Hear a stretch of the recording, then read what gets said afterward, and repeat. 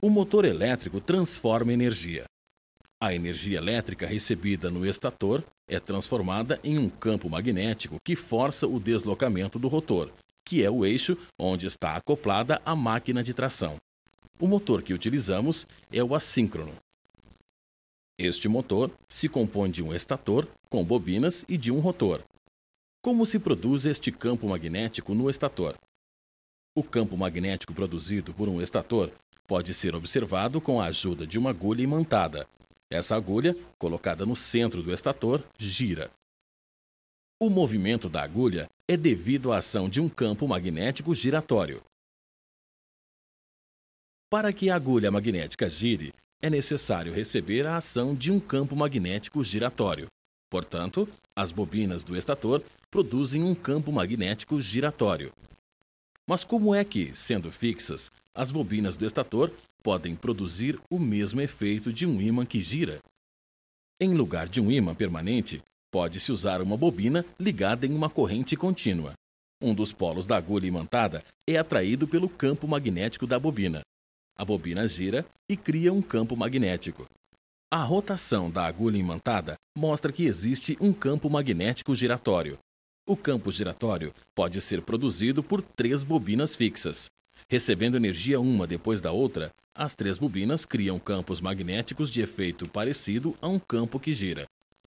A agulha imantada mostra esse efeito.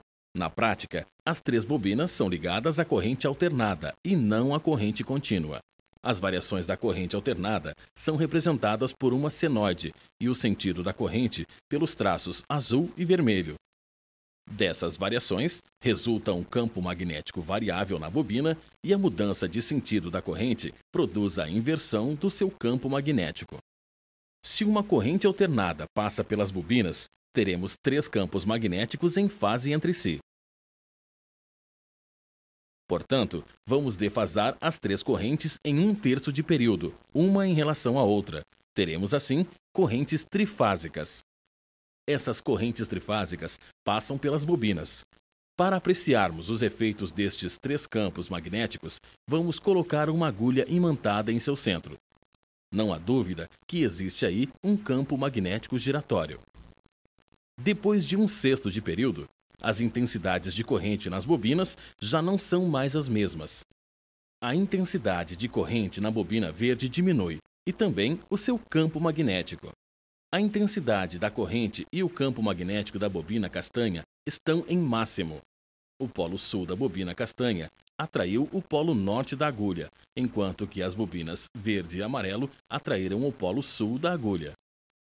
Durante este 1/6 de período, o campo magnético e a agulha giraram 1/6 de volta.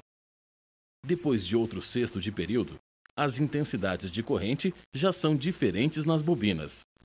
A intensidade de corrente na bobina verde modificou-se, assim como o seu campo magnético.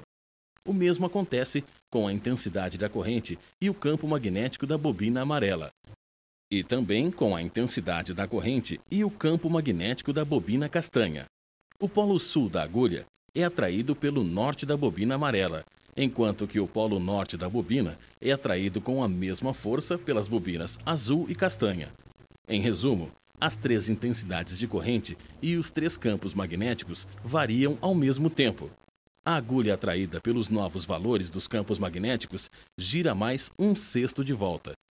Durante cada 1/6 de período, as intensidades de corrente e os campos magnéticos fazem girar a agulha de 1/6 de volta. Novamente, variam as intensidades de correntes, os campos magnéticos e a posição da agulha. Vemos que as intensidades das correntes e os campos variam ao mesmo tempo. Em cada 1/6 de período variam os campos magnéticos, a posição das agulhas, os campos magnéticos, a posição da agulha e assim por diante. Na realidade, essas variações não se fazem aos saltos, mas continuamente e todas ao mesmo tempo. Na prática, ao invés de 3 bobinas somente, o estator tem pelo menos 6 bobinas. Uma armadura magnética aumenta os campos produzidos pelas bobinas. O campo magnético é usado nos motores assíncronos, onde o rotor, tipo gaiola, gira a uma velocidade menor do que o campo.